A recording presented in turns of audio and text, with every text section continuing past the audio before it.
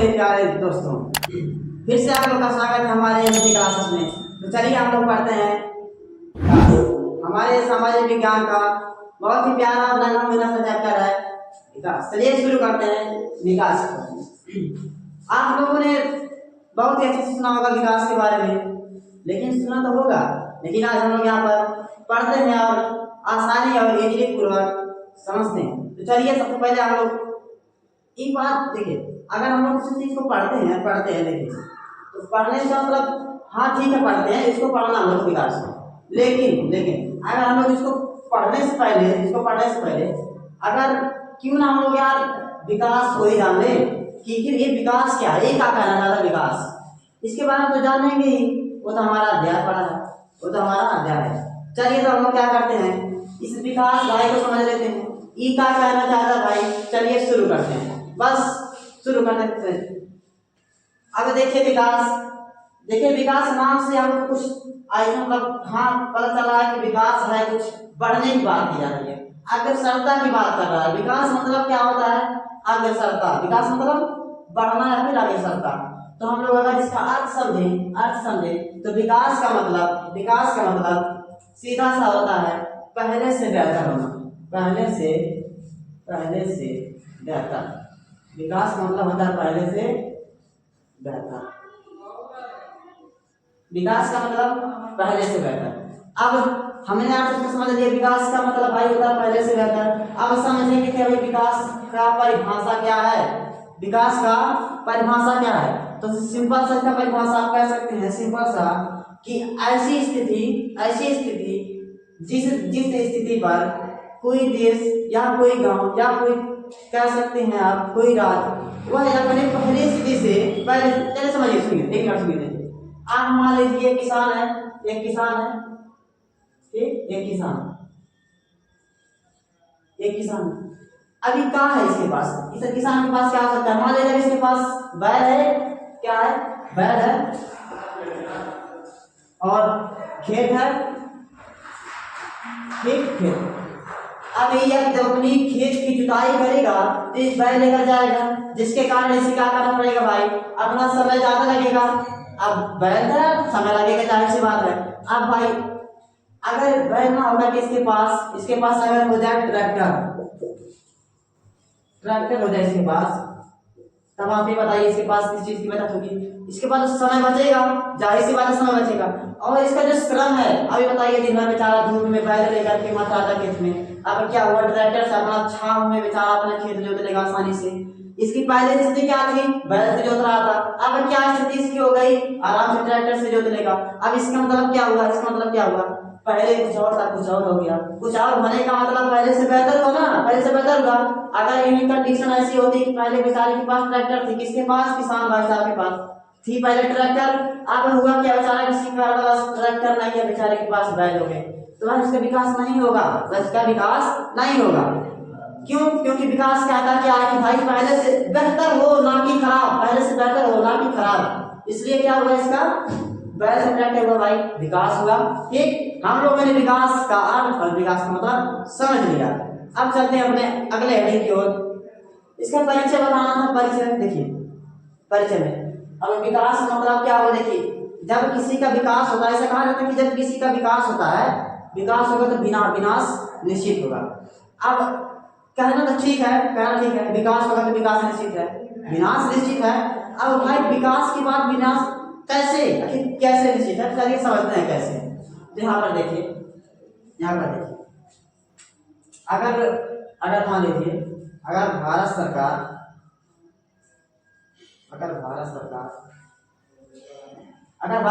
चाहे एक बड़ी सी ब्रिज बनवाने के लिए, एक बड़ा सा ब्रिज बनवाने के लिए,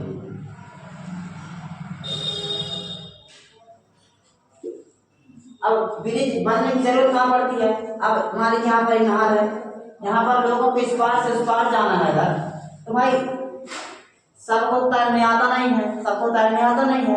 अब यहाँ पर क्या होगा, अब सरकार चाहेगी क्यों ना भाई हम क्या करें, यहाँ पर एक ब्रिज बनवा दें, पुल बनवा दें बड़ा सा, जिससे लोगों को आने जाने में आसानी हो जाए। इससे क्या करेगी यहाँ की क्या करेगी, ब्रिज बनवाएगी जब, तो यह क्या करेगी, पानी जो है यहाँ पर पानी हमारे, ठीक, पानी अगर पानी को रोक देगी कुछ समय के लिए, पानी को हटवा देगी वहां से पानी हटवा देगी, जिसके कारण उसका तो देखिए पुल बन जाएगा, लोगों के आने जाने के एक संसाधन अच्छा खासा हो जाएगा, बहुत ज्यादा संसाधन होगा। लेकिन हुआ क्या, उस समय जब इस समय पानी आएगा, देखिए अगर पानी रहेगा तो पुल बन नहीं पाएगा, क्योंकि पुल बनाने के लिए पिलर नहीं चाहिए। अब क्या होगा, जब पानी हट जाएगा वहां पर, तो जाहिर सी बात है फसल पर बहुत खतरनाक प्रभाव पड़ेगा। इसलिए वहां पर क्या होगा, वहां के जो निवासी होंगे लोगों में उनका आर्थिक स्थिति पर बहुत बेहतर प्रभाव पड़ेगा, जिसके कारण लोगों का होगा दैनिक स्थिति जो है आर्थिक कहीं ना कहीं खराब हो जाएगी। इसीलिए कहा जाता है कि अगर किसी का विकास होगा तो विनाश भी होता है, इसलिए विनाश होता है। चलिए हम चलते हैं अपने अगले हेडिंग के पास। अगला हेडिंग क्या है हमारा, अगला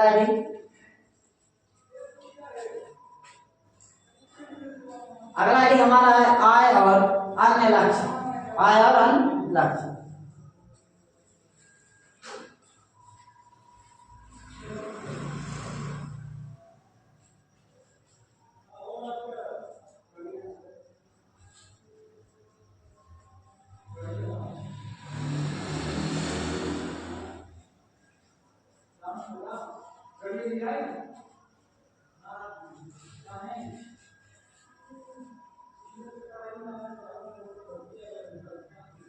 अब चलिए जानते हैं आय और अन्य लक्ष्य क्या होते हैं।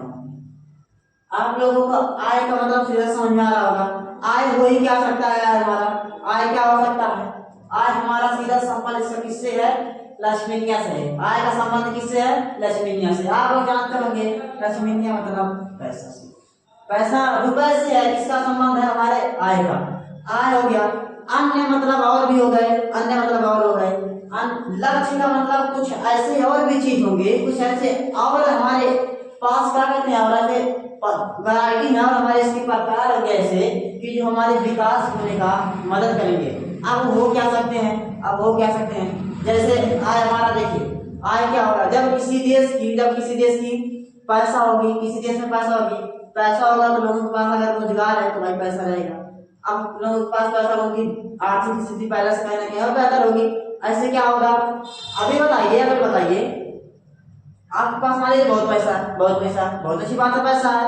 अब पैसा है आपके पास, आप अपने घर में हैं, ठीक, अपने आपके पास पैसा है, बहुत अमीर है आप। अब बताइए, आपको कोई घर में पूछे ही ना, कुछ खाना ना तो आपको दे, कोई खाना ना पूछे, आप कहीं समाज में जाए, कहीं कोई फंक्शन वहां समाज में जाए, आपको कोई पहचान ना करे, बैठने ही ना दे। अब देखिए यहाँ आपका विकास नहीं हुआ, यहाँ पर आपका विकास नहीं हुआ, यहाँ पर बल्कि आप विकास की सीढ़ी से नीचे हो गए। यहाँ पर आपका विकास नहीं हुआ, क्यों नहीं हुआ, क्योंकि विकास कहता है कि पहले से बेहतर होना। हाँ, आप बेहतर हुए हैं, किस चीज में हुए हैं, लक्ष्मीनियम पैसा, बेहतर पैसा में हुए आप। एक चीज काम चलेगा नहीं चलेगा, उसके लिए बनाया गया अन्य और क्या कहते हैं, आय और अन्य लक्ष्य है। इसलिए अब चलिए अन्य लक्ष्य, हमने आज समझ लिया, पैसे वैसे तो नहीं हो सकता विकास। अब समझेंगे अन्य लक्ष्य में क्या है हमारा, अन्य लक्ष्य में क्या है,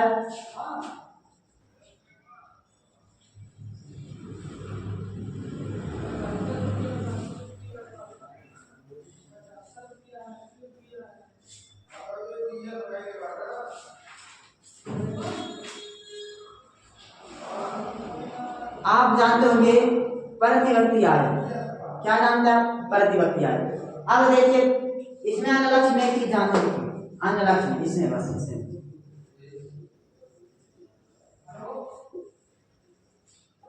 पहला चीज हम डिस्कस करते हैं प्रतिवर्ती आय का।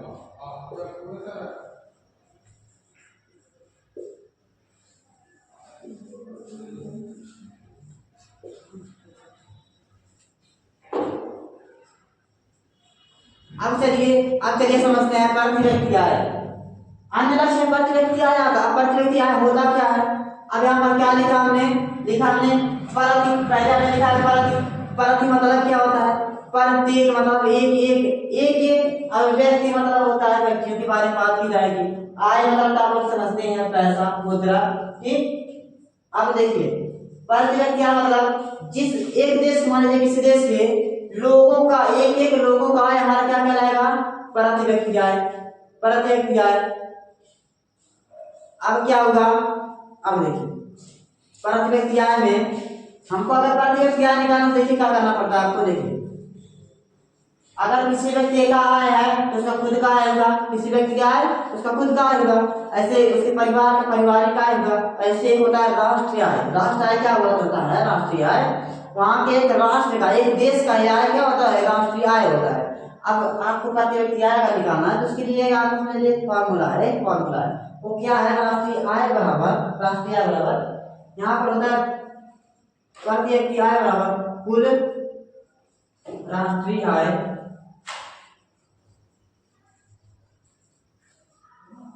बटे कुल जनसंख्या।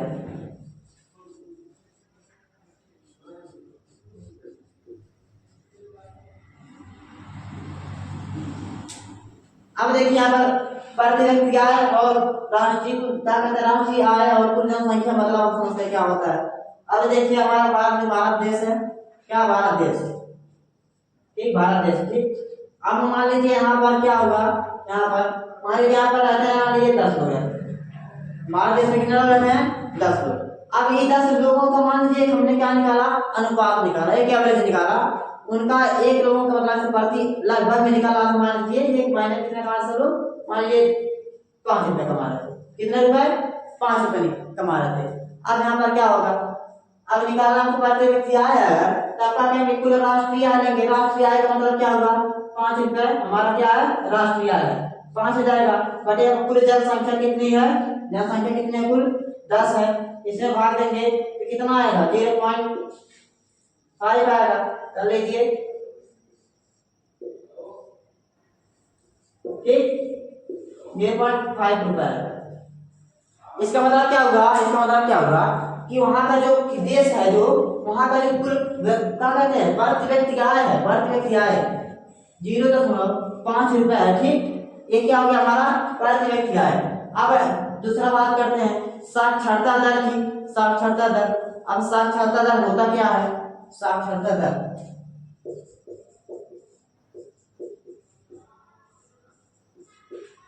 साक्षरता दर होता क्या, किसी राष्ट्र में या किसी देश में 7 साल के जो कम उम्र के बच्चे हो, 7 साल का बच्चा जो होता है, 7 साल का बच्चा जो होता है, वो अगर पढ़ लिख लेता है और अपने लिखे गए या पढ़े गए चीजों को समझ लेता है, वो क्या होगा आपका साक्षरता दर। और भारत में जो साक्षरता दर है सबसे ज्यादा कहाँ है, केरल का है, केरल का लगभग 92% है, 92% है केरल का। और यही चीज जो साक्षरता दर है बिहार की सबसे कम है, ठीक।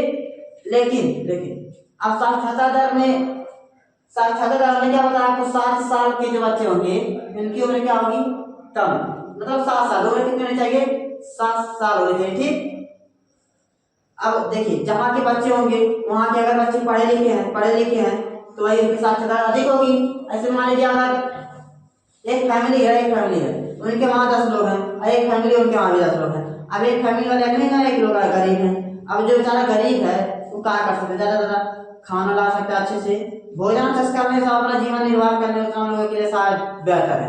अब लेकिन जो भाई अमीर है उनकी क्या यार दिक्कत क्या है, पढ़ेंगे अपना मौज करेंगे, पिताजी और बनाएंगे क्या बेहतर से, अब दिक्कत है।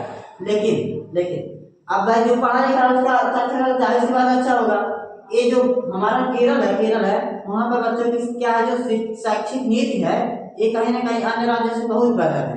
ऐसे बिहार की है, बिहार की सबसे कम है, बिहार की। वहाँ बेचारे बच्चे क्या होते हैं, गरीब होने के कारण उन क्या करते हैं, शैक्षिकता से बेचारे दूर हो जाते हैं बेचारे। इसके कारण लोग क्या कहते हैं, पढ़ने में असमर्थ हो जाते हैं, इसलिए उनका क्या है जी, साक्षरता दर सबसे कम, ठीक।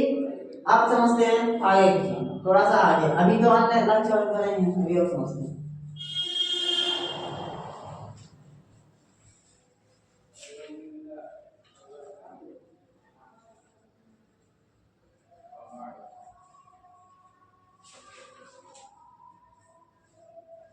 अब समझते हैं शिशु मृत्यु दर क्या थी, शिशु मृत्यु दर क्या समझते हैं, इसके बाद शिशु मृत्यु दर।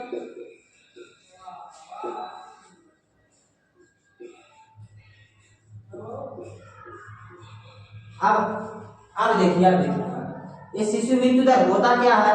शिशु मृत्यु दर होता क्या है? शिशु मृत्यु दर उसे कहते हैं, शिशु मृत्यु दर जिसमें क्या होता है, जिसमें क्या होता है किसी वर्ष में 1000 बच्चों में क्या 1000 बच्चों में कितने बच्चे या फिर कितनी बच्चियां क्या हो रही हैं, मर रही हैं एक वर्ष में। ठीक, वह क्या होता है हमारा शिशु मृत्यु दर होता है। शिशु मतलब समझ रहे हैं आप लोग, बच्चे। ठीक, उनकी मृत्यु मरने का जो दर है, उनकी जो मरने की क्या कहते हैं एक एवरेज है, जो उनकी रेट है वही उनकी क्या कहलाती है, शिशु मृत्यु दर है। लेकिन कितने होना चाहिए, 1000 क्या कहते हैं प्रति बच्चों पर मरने वाले बच्चों की जो दर होती है क्या कहलाती है, हमारी शिशु मृत्यु दर कहलाती है। ठीक, अब चलिए अब आगे थोड़ा समझ लेते हैं। शिशु मृत्यु दर समझ लिए, शिशु मृत्यु दर आया समझ में। अब थोड़ा सा आगे इसका लक्षण समझ लेते हैं थोड़ा से। स्त्री पुरुष अनुपात क्या होता है, देखिए स्त्री पुरुष अनुपात क्या होता है, इसमें बात स्त्री और पुरुष दोनों की है। उसमें क्या होगा, अनुपात होगा, दोनों का रेशियो होगा। अब रेशियो क्या समझते हैं, स्त्री मतलब औरत, पुरुष मतलब होगा मेल।